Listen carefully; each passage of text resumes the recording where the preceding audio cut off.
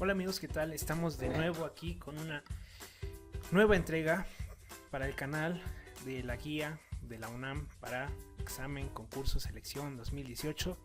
Y pues bueno, vamos a no sé lo que he dicho, pero vamos a comenzar. Dentro del tema de la estructura y funciones de los organelos de la célula, tenemos que de afuera hacia adentro encontramos a la membrana plasmática. Y tenemos que la membrana plasmática es como un portero, ¿no? Permite que entra y que sale de la portería. Así que esta es la misma función, pero con lo que existe en el medio extracelular y el medio intracelular, ¿sale? Transmite los mensajes químicos del ambiente y bueno, las funciones que cumple son aislar selectivamente el contenido de la célula del ambiente externo, regular el intercambio de sustancias indispensables entre el interior de la célula y el ambiente externo, comunicarse con otras células. Esa es una de sus funciones también primordiales. Nos acercamos con microscopio y a una animación. ¡Wow! Fluido extracelular, citoplasma. Aquí encontramos muchas sustancias, las vamos a ver. Y aquí de este lado también vamos a encontrar muchas sustancias y entre ellos vamos a encontrar los organelos. Tenemos en sus componentes glucoproteínas, proteínas con grupos de carbohidratos adosados que regulan el movimiento de sustancias a través de la membrana y se comunican con el ambiente. Glucoproteínas. Tenemos fosfolípidos, que constan de una cabeza polar hidrofílica que siente atracción por el agua, se enamora del agua, y un par de colas no polares hidrofóbicas que son repelidas por el agua. ¿Okay?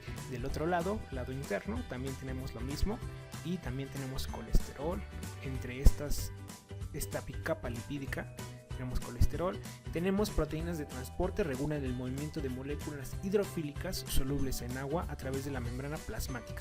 Tenemos proteínas receptores, activan respuestas celulares cuando se unen a ellas moléculas específicas del fluido extracelular como hormonas o nutrientes. Tenemos también proteínas de reconocimiento, muchas de las cuales son glucoproteínas. Sirven como etiquetas de identificación y como sitios de unión a la superficie celular. Continuemos hablando sobre la membrana plasmática. La membrana plasmática, como ya les dije, una de sus funciones está en comunicación con lo que existe en el medio extracelular y el medio intracelular o el citoplasma. Así bien, existen varias formas de transporte o de comunicación.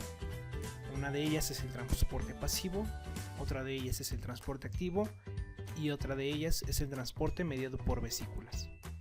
El transporte pasivo consiste o está clasificado en tres tipos, que pueden ser difusión simple, difusión facilitada y osmosis. Cuando hablamos de la difusión simple ocurre lo siguiente. Gracias a las propiedades de la membrana plasmática, diferentes moléculas cruzan la membrana en diferentes lugares y con diferente rapidez, impulsadas por diferencias de concentración entre el citoplasma y el ambiente exterior. Las moléculas solubles en lípidos como el alcohol etílico y la vitamina A se difunden fácilmente a través de la bicapa lipídica, lo mismo que las moléculas muy pequeñas, entre ellas el agua y gases disueltos como el oxígeno y dióxido de carbono. La velocidad de difusión simple es función del gradiente de concentración a través de la membrana, el tamaño de la molécula y la facilidad con la que se disuelve en lípidos. Las moléculas solubles en lípidos pueden ser oxígeno, dióxido de carbono y agua. La difusión facilitada puede ser a través de un canal.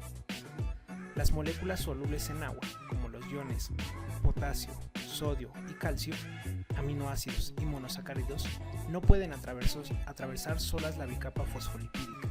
Estas moléculas solo pueden difundirse al otro lado con la ayuda de unos tipos de proteínas de transporte, llamadas proteínas de canal o proteínas transportadoras. Este proceso se denomina difusión facilitada. Las proteínas de canal forman poros o canales en la bicapa lipídica a través de las cuales ciertos iones pueden cruzar la membrana, Casi todas las proteínas del canal tienen un diámetro inferior y una distribución de cargas eléctricas específicos que solo permiten el paso de ciertos iones. Las células nerviosas, por ejemplo, tienen canales distintos para iones de sodio, potasio y calcio.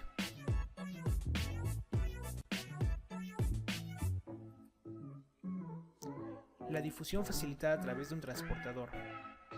Las proteínas portadoras se unen a moléculas específicas como ciertos aminoácidos, azúcares o proteínas pequeñas provenientes del citoplasma o del fluido extracelular. La unión provoca un cambio en la forma de la proteína transportadora, el cual permite a las moléculas pasar a través de la proteína y llegar al otro lado de la membrana.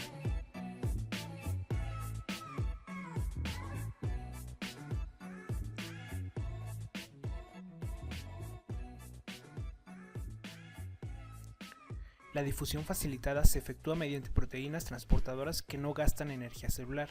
Estas proteínas solo mueven moléculas si el gradiente de concentración es favorable. Dado que dependen de las proteínas de transporte, las moléculas que cruzan la membrana por difusión facilitada por lo regular lo hacen más lentamente que las que cruzan por difusión simple a través de la bicapa lipídica. La molécula entra en el sitio de unión. La proteína transportadora cambia su forma, transportando la molécula al otro lado de la membrana. La proteína portadora recupera su forma original.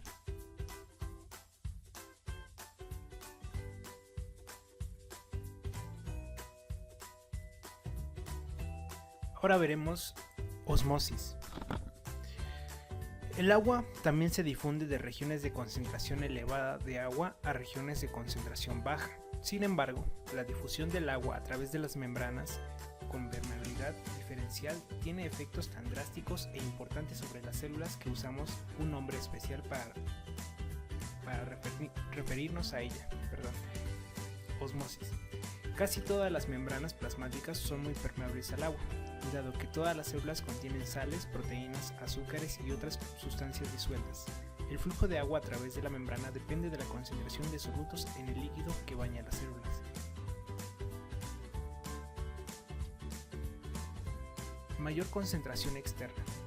Bueno, si el fluido extracelular tiene una concentración de sal más alta que el citoplasma de las células, es decir, si la solución tiene una concentración más baja de agua, saldrá agua de las células por osmosis. Las células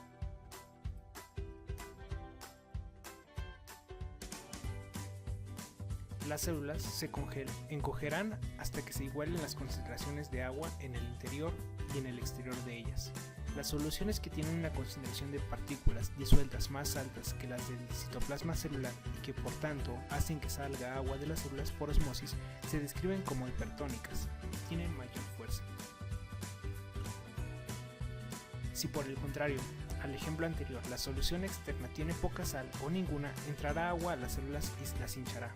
Si se colocan células en el agua pura, se hincharán y finalmente se reventarán. Las soluciones con concentración de partículas disueltas más baja que el citoplasma de una célula y que por tanto hacen que entre agua en la célula por osmosis son hipotónicas, tienen menor fuerza. Es por esto que los dedos se nos arrugan después de un baño prolongado. Podría parecer que los dedos se encogen, pero no es así. Más bien se está difundiendo agua hacia las células cutáneas externas de los dedos, hinchándolas con mayor rapidez que las células de abajo, lo que causa arrugas.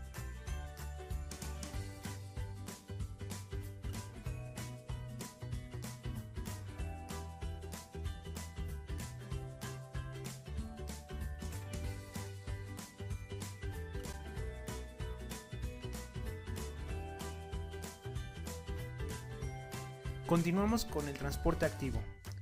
Bueno, todas las células necesitan transportar algunos materiales cuesta arriba, a través de sus membranas plasmáticas, contra gradientes de concentración.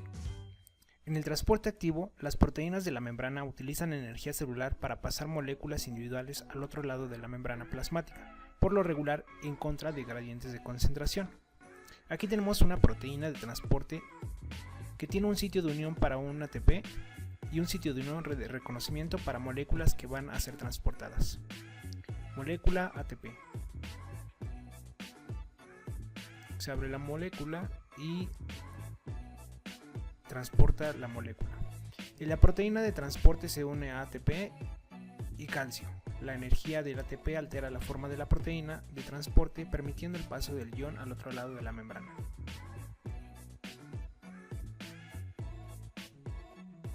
La portadora suelta el ion y a los residuos del ATP, recuperando su configuración original. El transporte mediado por vesículas se clasifica o puede verse en 4 tipos: pinocitosis, endocitosis, fagocitosis y exocitosis. Algunos de ellos para obtener moléculas a favor de la célula desde el medio externo al interno, y en otras ocasiones se va a ver que las moléculas captan desechos del medio interno para secretarlos al medio externo. Veamos el caso de pinocitosis. Un área muy reducida de la membrana plasmática forma una pequeña depresión hacia adentro y rodea el fluido celular y sigue hundiéndose hasta estrangularse dentro del citoplasma para formar una diminuta vesícula. Tenemos la membrana plasmática, cómo va invaginándose. Una pequeña depresión se forma en la membrana plasmática. Esta depresión se hace más profunda y sigue hundiéndose hasta estrangularse dentro del citoplasma y forma una diminuta vesícula. Esta vesícula llena de fluido extracelular es utilizada por la célula con el fin de adquirir materiales que han entrado a ella, como lo mencionaba. El caso de la endocitosis es el siguiente. Las células pueden captar ciertas moléculas con máxima eficiencia, utilizando el proceso llamado endocitosis, mediada por receptores. Es un mecanismo que puede concentrar selectivamente moléculas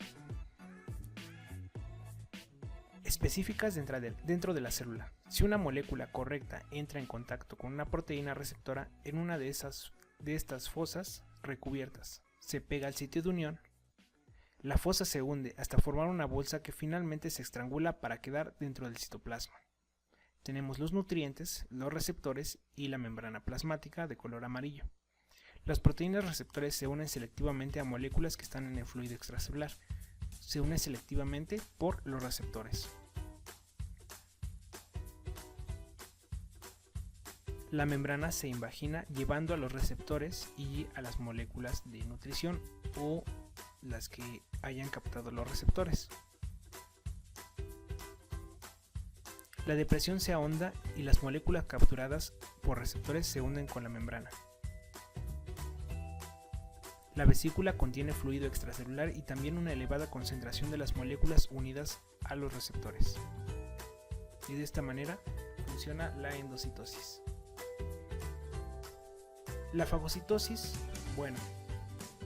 la célula utiliza la fagocitosis, comer célula, para captar partículas grandes, incluso microorganismos enteros. Una vez capturados, son llevados al interior de la célula para ser digeridos. Es el caso de algunas células de nuestro cuerpo, como las del sistema inmunológico. Tenemos el fluido extracelular y la célula. ¿Cómo va a comer un microorganismo, por ejemplo?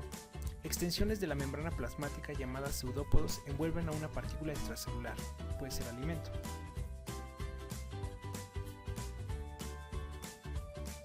Los extremos de los pseudópodos se fusionan para formar una vesícula grande, vacuola alimentaria, que contiene a la partícula. Y de esta manera vemos la fagocitosis. En el caso de la exocitosis, sirve para desalojar desechos que se hayan producido en el medio interno. Las células a menudo utilizan la exocitosis afuera de la célula para deshacerse de materiales indeseables, como los productos de desecho de la digestión, o para secretar materiales hacia el fluido extracelular. Tenemos la membrana plasmática de color amarillo, la vesícula dentro del citoplasma, y el material a expulsar de la célula se encapsula en una vesícula delimitada por membrana, la membrana amarilla de la vesícula. Esta vesícula se une a la membrana por el medio interno, por el citoplasma, se desplaza hasta que se fusiona con ella. Al abrirse la vesícula hacia el exterior, su contenido se aleja por difusión. y así terminamos de ver los medios de transporte o comunicación de la membrana plasmática del medio interno al medio externo y viceversa.